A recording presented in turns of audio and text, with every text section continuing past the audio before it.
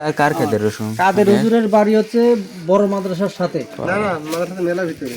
হ্যাঁ, যাই হোক ওই রাস্তাতেই। এই রসুনটা আরো আইছি তো তুলতে হবে। না না, এখন ঘাস থাকলে জমিতে রসুন পাওয়া যাবে না। ঘাস নাই, ঘাস নাই, তেলে থাক, তেলে রসুন তুলেন না, তোলা যাবে না তেলে।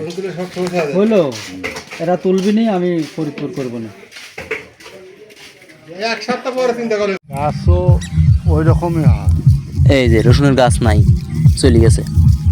ওইটা এচ্ছি বুঝছো, ওইটা হয়ে গেছে রসুন, এদিক দিয়ে ওই রসুনের ওই রকমই গাছ বড় বড় হয়, হয় পরে মরে যায়। মরে যায় বালু না, আছে দাবি মাটিতে যায়। না, দাবি বালুলে।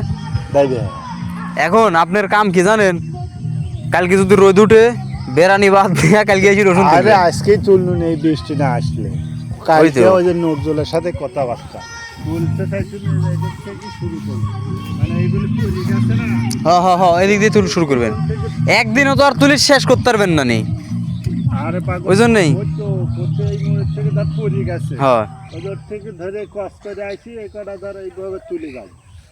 কালকে আমার তুইলি ইয়া করবেন, এটুকা জমি দিয়ে থুয়ার কাম নাই রসুন। যেদিনকার তুলবেন না, হ্যাঁ, যাই বাইরে দিতে পারবেন না।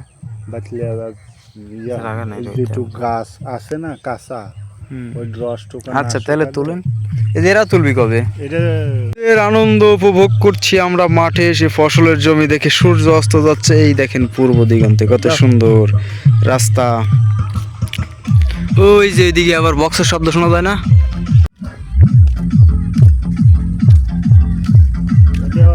একটু কান ছোট হলে মোটা মোটা। এই জমির আমি টমেটোর কতগুলি ভিডিও বানাইছি, খুব ভালো হয়েছে, কিন্তু আজকে দেখতেছি জমির টমেটো নাই, গাছ তুইলে সব জমির মধ্যে টমেটো পড়ে রয়েছে, আর এই যে গাছ পড়ে রয়েছে রাস্তার কিনার দিয়ে, পানি পড়তেছে।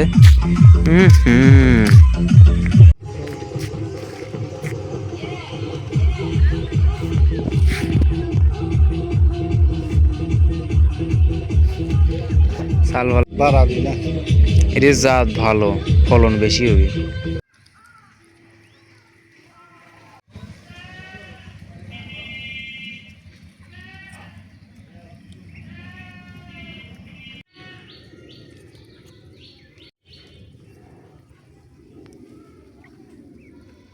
কি হয়েছে তোদের?